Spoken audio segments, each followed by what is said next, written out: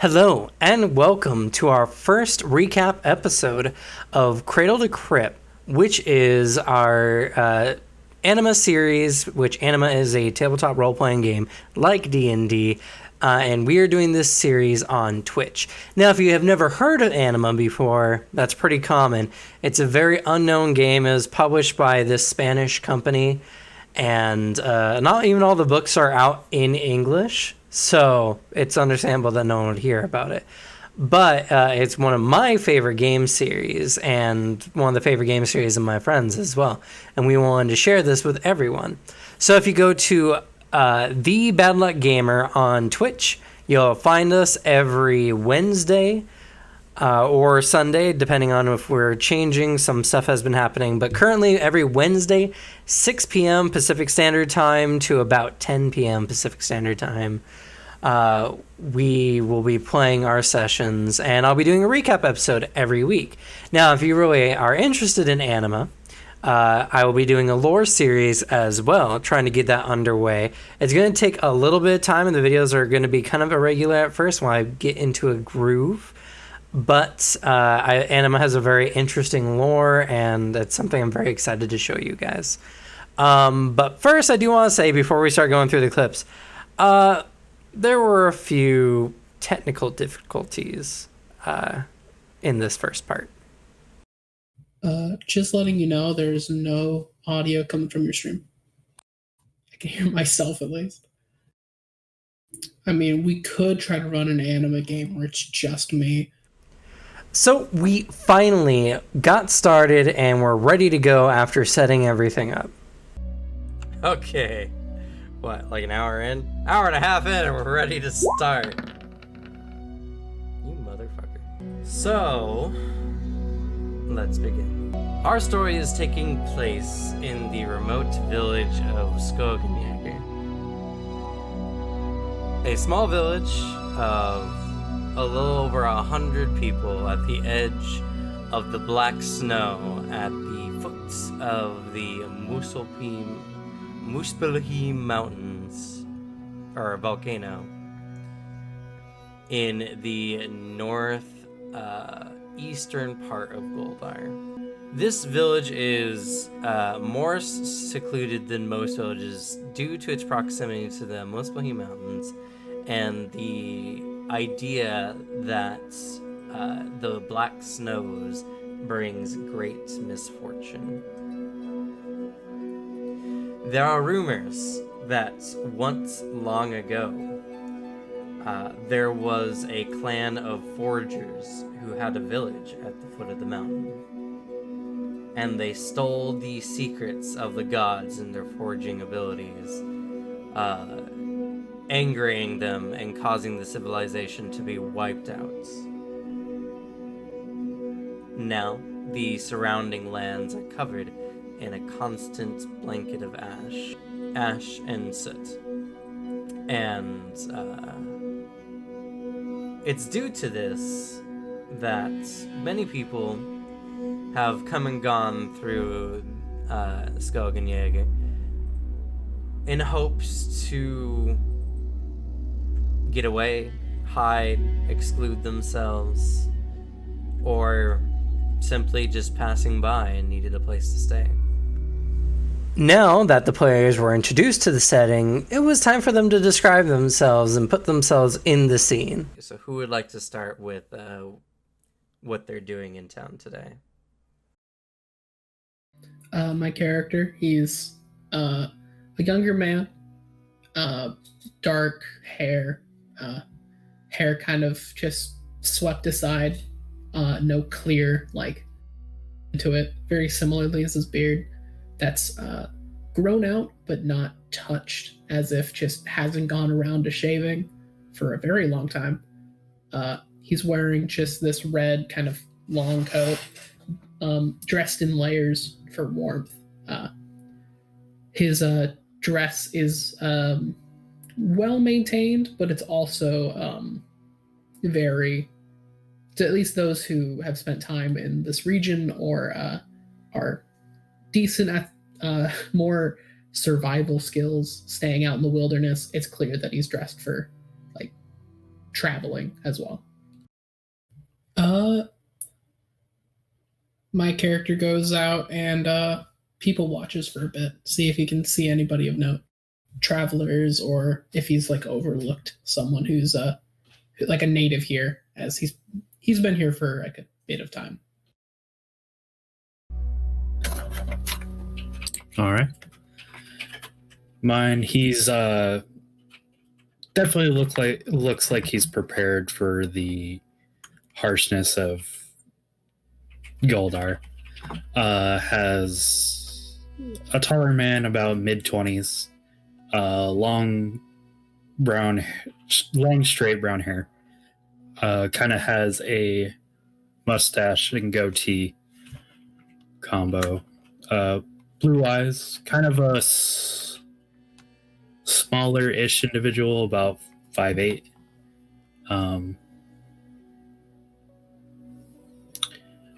Has the makings of armor and then furs all along it, and a bow strung over his shoulder.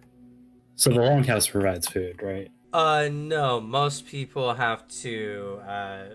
You can purchase food from the trader. Most people seem to bring their own food and drink into this place. Okay. Then he's probably looking to set up for a hunt for today.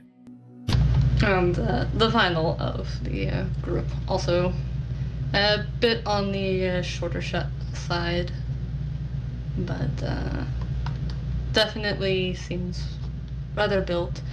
A obviously Norn man with blonde hair, longer in the front, shorter in the back, and kind of pushed back over, braided in common style for the different tribes. Clans? Or is Clans. it interchangeable? Clans, yes.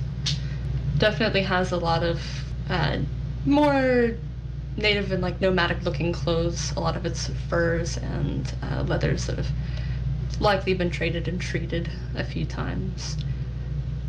Number of scars and your standard blue eyes, but does not seem to have any obvious weapons, and instead has a couple of necklaces and like leather pouches, or what would be belts but have been kind of punched through, and you can see a number of teeth, claws, a couple bundles of feathers, number of small trophies and trinkets that seem to be intricately carved. I suppose then that if you've been here for a little while and have been keeping an eye on the natives at first and now travelers, there is a moment where you see one of the Norn, right? Looks like any of the others, and perhaps mistake for one of the people that you have seen around, but they're not, and he's just coming in. Seems a little rough from the road. So now we were missing one of our members, but we decided that we wanted to continue anyway, that they would be coming in a little bit later. But the players decided to finally investigate the Longhouse and to be introduced to one of the first important NPCs that was going to help them decide kind of one of their first goals. And what clan was it that was here?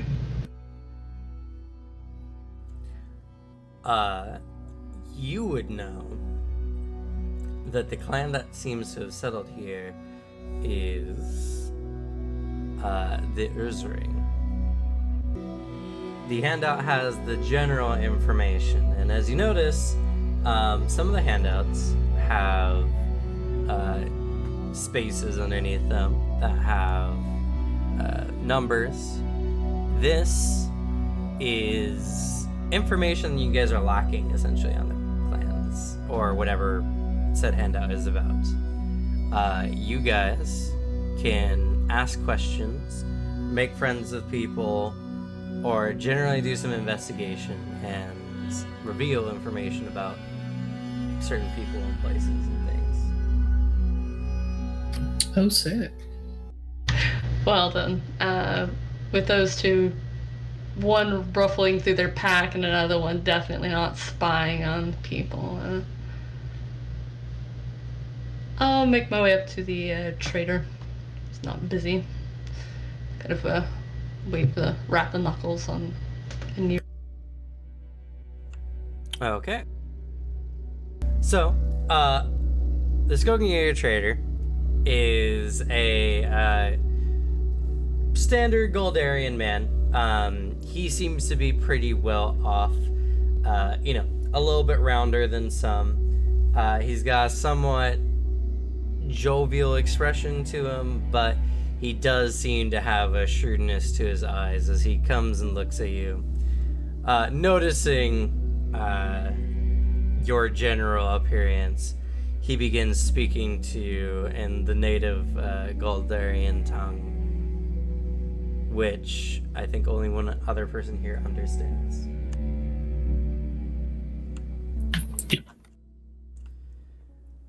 But he says, I see you've come. So, what can I get you? I'm sorry, we have not met before. No, just came in. Finwith. Ellington. Finith? Finwith. I should type. You're not Uzring, I see. No. Traveling though, nomadic too. Just curious what there is to hunt in the area. Trying to get the lay of the land if I'm gonna weigh at some of the. Well, if you come for our hunts, you've come to the right place. You see, we are all Uzring here, and we are, of course, hunters. If you go off, and he motions somewhere about southeast of your location, what was it called? The Black Woods has many dangerous beasts within. Only proficient hunters can go and be successful in there. Oh, if you all are here hunting, then I'm sure it'll be a good one. So, after setting the goal to hunting in the nearby Black Woods, it finally came time for the characters to be introduced to each other. Now, all things considered, I think it went pretty well. Kind of waves off the trader with a thanks and makes his way kind of roundabout over. Wouldn't happen to be local, would you? Kind of stops stringing his bow for a minute, and glancing over, he goes, "Not from around this area, but close by." You hunt those Black Woods? Thought I might give it a try. He grins and kind of thumbs at a fang that's hanging off one of the twine reels. Well, like mine then. Wouldn't happen to know what you're after, would you? Mostly dinner this time. Why? Are you a hunter yourself? Well, when you're riding from place to place, you have to be. It's a commonality between most of the clans. He kind of shrugs, gesturing between the two of them and then the Longhouse. So, what say we try some of those wolves of unusual size, or elder stags, or maybe even an Arctic ibis? Sounds fun. I'm in. So what are you doing, stranger? Lounging about. Looking about too. There's a very slight smile, but true. As they've both made their one especially is closer, can I size them up, see how capable they would be? So, with a little awkward tension at first, the players decided to group up and finally set out on their hunt. And, to the surprise of the two native characters to the region, it was actually the foreigner who added the most to the hunts. Though, speaking of which, he was also not quite as capable of bringing back his magnificent kill. You might be able to bring in one of the antlers. That's it. He looks down at it for a few seconds, yeah, I think I could. How much would you say the antler weighs? Because they're huge, right? They are pretty huge, but they're made of They're a little hollow relatively on the light inside. bone. Yeah. Yeah. So Oh, well, he's just super weak. Yeah. that's true. He would feel the weight more than most. Each antler probably weighs somewhere close to between 5 and 10 pounds, which is actually pretty fucking heavy for an antler. Oh, that's Yes, almost it like is. 1/4 of my carrying weight. Hey, you could bench these and maybe improve those. Yeah, Get them probably. gains. It's like a general positive reception in the town, but there's this like one kid like I could push him and chill. Oh yeah, they probably could. What are you guys talking about? He's such a nerd. So the players, after making a first good impression to this town of hunters, they were finally starting to settle down when finally the last player entered the scene. Just as everything is starting to finally settle back down, it is well into the nights. Probably, it's about the time that everyone would normally start going to bed when a new individual comes into the longhouse. Another traveler from afar. 5'7", average build, and their head is covered with a helmet, and they are carrying a sword, and that's about it. And the person just looks to find another table and sits down by themselves. So, with the arrival of a new edgy character, the players didn't really have much time to ask questions as they began to hear screams in the town, and they quickly ran out to investigate. So, you guys go running from the longhouse and you head towards the northern part of the town. A bunch of people are fleeing past you all, looking utterly terrified as you begin to approach the edge of the town, just where some of the surrounding light posts, well, more like standing torches, are. You can see coming towards the town from the black snow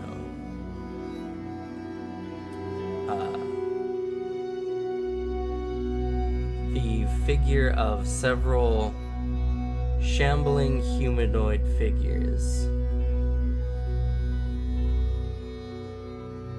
as what appears to be heavily frostbitten, bluish-black corpses are making their way towards town. So after being confronted with a new horrifying threat, it was time to roll initiative, and the players got the chance to kind of flaunt their stuff and show that they are more than just ordinary travelers. Right. His floating sword lunges out at one of the zombies. Okay. So, the sword goes flying out as it's floating there, just suddenly shoots out with a small shockwave, striking one of the zombies, taking it clear off its feet. It lands on its ass and falls over for a second before getting up and continuing its assaults on Anastasia. Looking at I what suppose powers. no one's probably watching at all. Except maybe Bjorn's still up front. Or, no, both of you are out back. Yeah, still. So at first, taking the attention off of you. yeah. So at first, there's just a slight warp. So his forehead, as he kind of rolls the molar in hand and tightens down on it, and then the skin breaks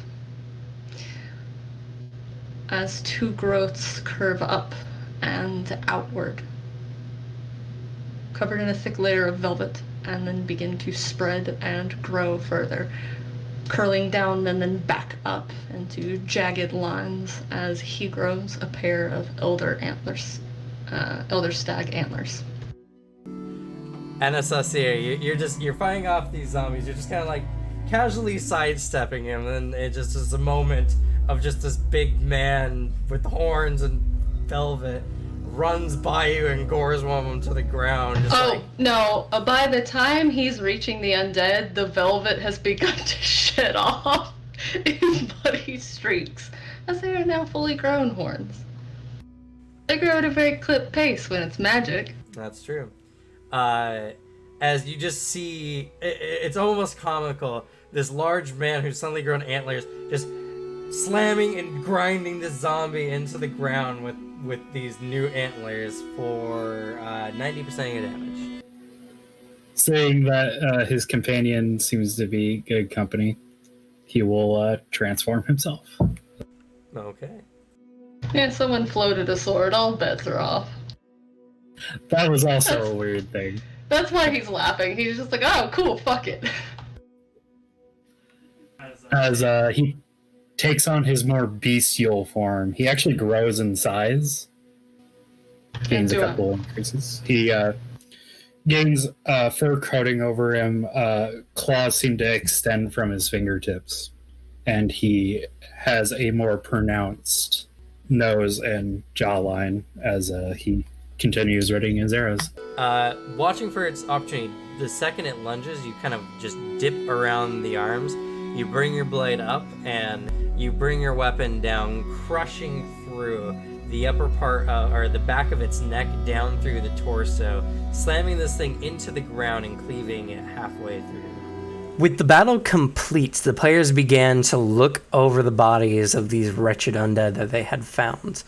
But they also noticed a onlooker who had seen them do these fantastical things. And for those of you who are unaware in the Anima universe, those who perform supernatural or extra, more than human type feats, superhuman, that was what I was looking for, well, they're often met with scrutiny, fear, and more often than not getting their heads cut off by the Inquisition. So it was a little bit of a problem.